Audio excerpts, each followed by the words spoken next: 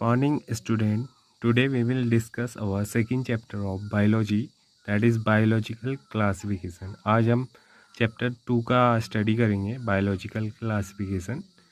Biological classification is the scientific procedure of arranging organisms into groups on the basis of their similarities and dissimilarities and placing the group in a hierarchy of categories like species, genus, family, etcetera. Biological classification क्या है? एक scientific तरीका है जिसमें organism को arrange किया जाता है, किसमें? ग्रुप्स में, on the basis of their similarities और डिसिमिलरिटीज़ के बेसिस पे, ठीक है. And place the group in a hierarchy. Chapter first में हमने लीनियर हायरार्की के बारे में स्टडी किया था, जिसमें बताया गया था कि ऑर्गेनिज्म को एक क्रम में हम क्या कर सकते हैं? डिवाइड कर सकते हैं, like species, genus, family, etcetera. Okay. Classification of organism. Organism को डिवाइड करने के लिए कौन कौन से साइंटिस्ट ने अपना योगदान दिया? Aristotle made an attempt to give a more scientific basis of classification. सबसे जो पहला और साइंटिफिक बेसिस पे क्लासिफिकेशन का प्रयास किया था, वो किसने किया था? अरस्तु ने. He classified plant into 3 trees, shrubs and herbs according to the morphological basis. उन्होंने प्लांट को मॉर्फोलॉजिकल बेसिस पे ट्रीज, हर्ब एंड सर्व में डिवाइड किया, and animals into enaima and anaima. और एनिमल्स को उन्होंने red blooded and without red blooded के according 2 groups में डिवाइड किया, enaima and anaima. Types of classification. Animals and plants को किस किस बेसिस पे क्लासीफाई किया गया है और कितने टाइप से क्लासिफिकेशन होता है? First one is artificial classification. It is given by Theophrastus. और इन्होंने किस बेसिस पे क्लासीफाई किया था? According to the pre selected unifying characters. जो पहले से सेलेक्टेड करेक्टर्स थे उनके बेसिस पे इन्होंने क्लासीफाई किया, और इस क्लासिफिकेशन को क्या कहा जाता है? Artificial. Second one is natural classification. It is given by George Bentham and Joseph Hooker. इन्होंने overall similarities of animals and plant के बेसिस पे उनको क्लासीफाई किया, और इसे क्या बोला गया? Natural classification. Third one is phylogenetic classification.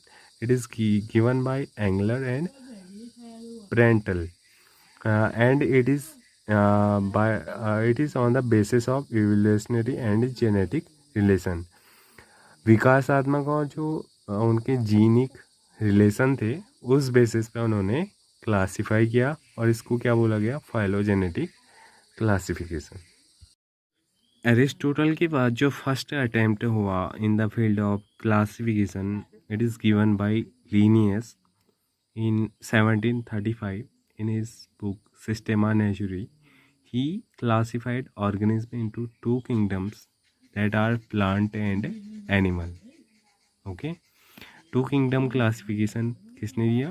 Linnaeus ने 1735 में इन हिज बुक सिस्टेमा नेचुरी. और उसने ऑर्गेनिज्म को 2 किंगडम्स में डिवाइड किया, plant and animal. After that इसके बाद 1886 में हैकल ने 3 किंगडम क्लासिफिकेशन दिया, और उसने प्लांट एनिमल के साथ प्रोटिस्टा किंगडम को भी ऐड किया. 1956 में कोपलैंड ने 4 किंगडम क्लासिफिकेशन दिया, और उन्होंने मोनेरा को पहले से चले आ रहे 3 किंगडम के साथ जोड़ करके 4 किंगडम क्लासिफिकेशन दिया. 1969 में R.H. व्हिटेकर ने 5 किंगडम क्लासिफिकेशन दिया, और उन्होंने जो 5वां किंगडम जोड़ा उसको बोलते हैं फंगी. तो इस प्रकार से 5 किंगडम क्लासिफिकेशन R.H. व्हिटेकर ने दिया, जो अभी प्रेजेंट टाइम तक भी चल रहा है. Now we discuss our first kingdom, that is Monera. The complete Monera kingdom includes bacteria, cyanobacteria, mycoplasmas, actinomycetes and रिकेट्सियो.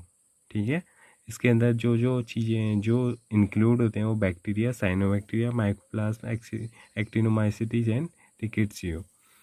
इसके मेनली 2 ग्रुप्स हैं, इनको अगर हम डिवाइड करें तो फर्स्ट आर्की जिनको बोला जाता था एंसेंट बैक्टीरिया, प्राचीन bacteria. They are known to be the first born on our planet. इनको जाना जाता है कि सबसे पहले अगर हम इस पर अर्थ पे जब ऑर्गेनिज्म आए होंगे तो उसमें जो फर्स्ट बॉर्न होगा वो ये बैक्टीरिया ही होंगे, archaebacteria, and still exist with their primitive characters. और ये अभी भी अपने प्राचीन गुणों के साथ अभी भी विद्यमान है। Hence are called the oldest living fossil. इसलिए इनको क्या बोला जाता है? ओल्डेस्ट लिविंग फॉसिल, प्राचीन जीवित जीवाश्म। They are obligate anaerobes. और ये क्या होते हैं? ये अवायवी जीवाणु हैं जो ऐसे स्थानों में पाए जाते हैं जहाँ पर एयर प्रेजेंस ना भी हो। Cell wall consist of polysaccharides and protein. इनकी जो सेल वॉल होती है वो पॉलीसैकेराइड और प्रोटीन्स की बनी होती है with branched chain fatty acid present in the cell membrane. और सेल मेम्ब्रेन में क्या पाया जाता है? इनका फैटी एसिड। एग्जाम्पल्स की अगर हम बात करें तो इनके एग्जाम्पल्स हैं methanogens, halophiles and thermoacidophiles. Methanogens, these are anaerobics, occur in marsh areas, दलदली भूमि में पाए जाते हैं। और एनाएरोब्स हैं और इनकी जो एग्जांपल है वो मैथेनोथ्रिक्स एंड मैथेनोजीनियम इनके एग्जांपल हैं। होलोफिलस एरोबिक हैं, वायवीय है, अकर इन सॉल्टी एरियाज, और ये लवणीय जल में पाए जाते हैं। इनके example Halococcus, Haloferax. Third one is thermoacidophiles. They are aerobic, occur in hot springs. और जो गर्म जल के जो झरने होते हैं वहाँ ये पाए जाते हैं। एग्जाम्पल है सल्फोलोबस and थर्मोप्रोटियस।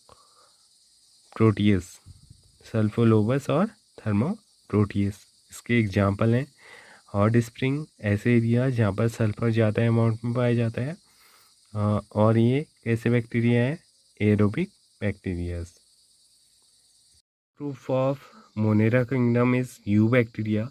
They are called true bacteria. They are acellular, prokaryotic, containing cell wall. इनके पास क्या होती है? सेल वॉल प्रेजेंट रहती है और ये प्रोकैरियोटिक टाइप के इनकी सेल पाई जाती है। अगर इनकी टाइप्स की बात करें तो coccus, they are round in shape and non motile. Spirillum, they are spiral in shape. Bacillus, they are rod shaped. Vibrio, they are comma shaped. Okay.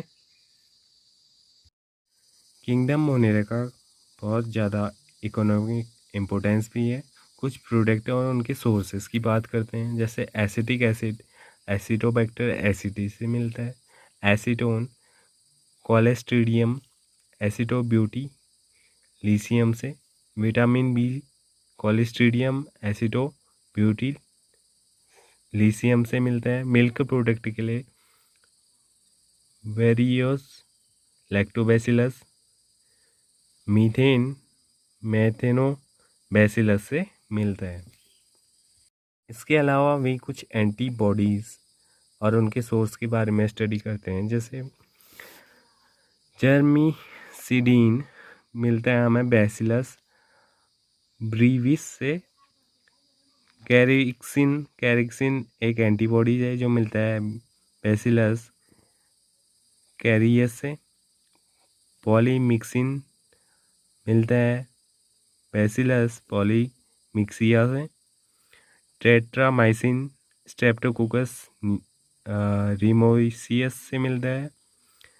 Chloromycetin मिलता है स्ट्रेप्टोकोकस वेनेजुएली से। रिप्रोडक्शन की अगर हम बात करें मोनेरा किंगडम में तो asexual mode and sexual mode of reproduction हमें यहाँ पर दिखाई देता है।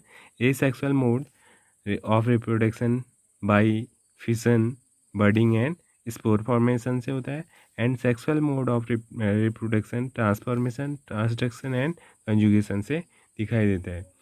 सेकेंड चैप्टर का फर्स्ट पार्ट यहाँ पर एंड होता है। आगे की स्टडी हम सेकेंड पार्ट में करेंगे। Thank you.